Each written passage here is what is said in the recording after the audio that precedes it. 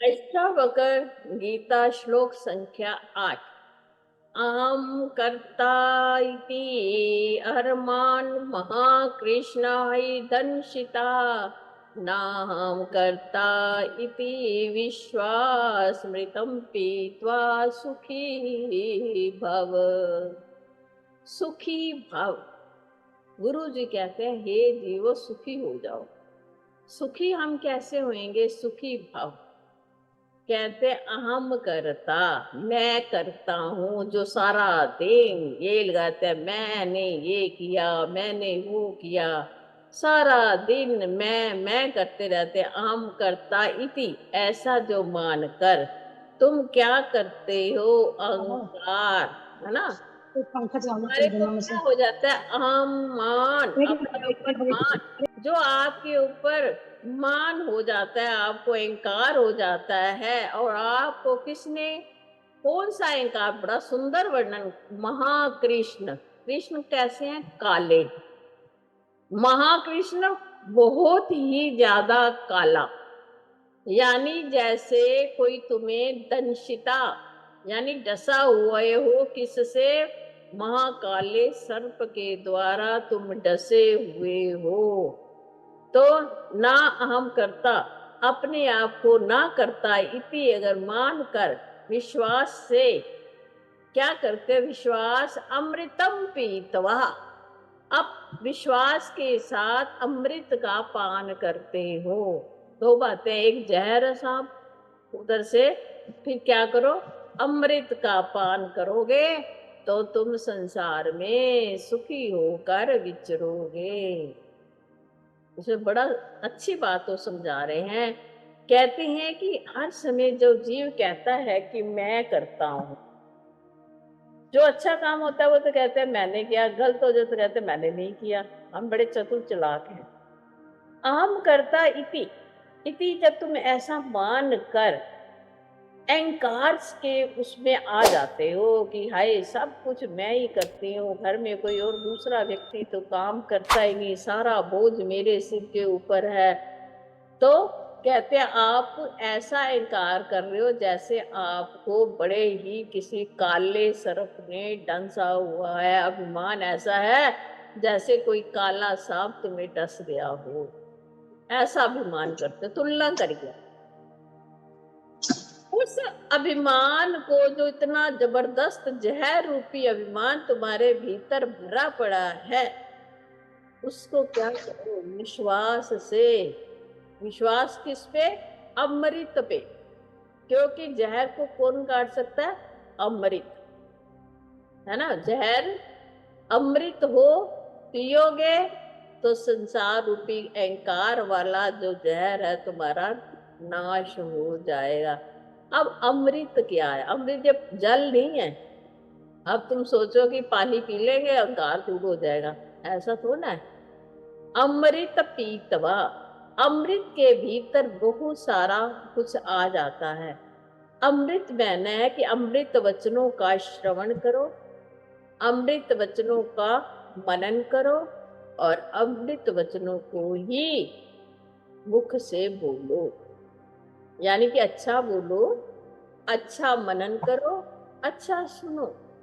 अच्छा क्या है जगत में? क्या संसार की बातें अच्छी हैं? नहीं है ना। अमृत वो है जो हमारे को मृत्यु से भी निकाल लेवे। हम मरने के इस जगह पे बैठे हुए हैं, हमें किसी ने आके ऐसे शब्द सुनाए कि हम बिल्कुल मरने वाले थे, ऐसे लग रहा था, दर्द से चिल्ला रहे थे। परंतु किसी ने आकर हमारे कान में ये कहा, क्यों डर रहा है, क्यों चिल्ला रहा है? भगवान का नाम ले, राम राम कर, तेरे को दर्द चली जाएगी। जैसे मैंने अपने किसी बड़े का या गुरु की बात सुनकर उस चिल्लाने की जगह अमृत शब्द का प्रयोग किया, राम राम जपने लगा, तो मेरा मन शांत हो गया। हो जाता है, कभी भी नोट करना, आपको कभी आसानी, कोई दर्द हो रहा हो, या कोई ऐसे घर में परिस्थिति आ जावे, या आपके ऊपर इतनी परेशानी हो, देखो समय जो है बीत जाता है, समय कभी नहीं रुकता। चाहे दर्द का हो, चाहे घर में परेशानी का हो, जीवन में कोई भी समय कभी नहीं टिकता। उस समय को संभालना आना चाहिए कि उस समय को हम कैसे संभालें, है ना? अगर वो चिंता की जगह हम चिंतन आरंभ कर देवें, देखो टाइम तो लगना ही लगना है, जितना उस समय ने लेना ही लेना है। चिंतन कर लेंगे तो हमारा मन शांत रहेगा, और चिंता करते रहेंगे कुछ बनना तब भी नहीं है, बल्कि क्या होना है हमारे को, और हमारे को परेशानी होती है चिंता करने। कहते हैं चिंता समम अस्ति ना अति शोषणम, चिंता के समान शोषण करने वाला कोई नहीं है। चिंता जिस प्रकार हमारे शरीर को खा जाती है, ऐसे कोई और चीज नहीं खाती। जिस जीव को सदा चिंता घेरे रहती है, उसका जो देह होता है वो भी क्या है, जल्दी ही समाप्त होने लगता है, क्योंकि हर चीज का देह पे भी असर होता है। मन से फिर क्या होता है, बुद्धि में आता है, बुद्धि से फिर अहंकार हो जाता है, अहंकार से फिर चित्त में आकर संस्कार बन जाता है। वही संस्कार हमारे बंधन का कारण होता है। संस्कार ही हमारे बंधन के कारण हैं। अगर आपने अपने जीवन में अच्छे संस्कारों को अपनाया है, आप हमेशा अपने आप को देह से अलग समझते हो, अपने आप को आत्मा जानते हो, तो समझो आप फिर संसार रूपी बंधन में कभी नहीं आओगे। आपके को जरा भी देह में कुछ दर्द होता है, आप उसी समय सोचो मैं ये देह नहीं हूँ, मैं आत्मा हूँ। ये दर्द मेरी इस शरीर को हो रहा है, मैं शरीर नहीं हूँ। कितने शरीर मैंने बदले, कितने शरीर और बदलूंगा, ऐसा मानो अपने आप को। अगर ये मान लो कि मैं बिल्कुल पक्के हो जा, विश्वास कर लो, अमृत है ये सब, ये होते हैं अमृत। ये नहीं है कि सुबह मंदिर में गए और चरणामृत पी लियो और सारा दिन इस जीवा से हम बुरी बातें करते रहे, तो वो अमृत पीने का कोई फायदा नहीं है। वो अमृत भी पियो, साथ साथ ये अमृत जो वाणी होती है परमात्मा के, वेद वाणी है, जो हमारी वेद वाणी है, उपनिषद है, गुरु ग्रंथ साहिब है, जो अच्छी अच्छी जितनी भी पुस्तकें हैं, ये सारी हमारे लिए अमृत है।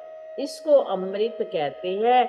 ये हमारा संसार रूपी जहर जो चढ़ा हुआ अहंकार का है, वो ये अमृत रूपी वचन इस अहंकार को हमारे जीवन से दूर कर देते हैं। और जैसे ही ये अहंकार हमारे जीवन से दूर हो जाता है, तो हम क्या हो जाते हैं, परमात्मा के समान बन जाते हैं। क्योंकि परमात्मा भी वैसा है, वैसा ही हमारा स्वरूप बनने लग पड़ता है। हरि ओम।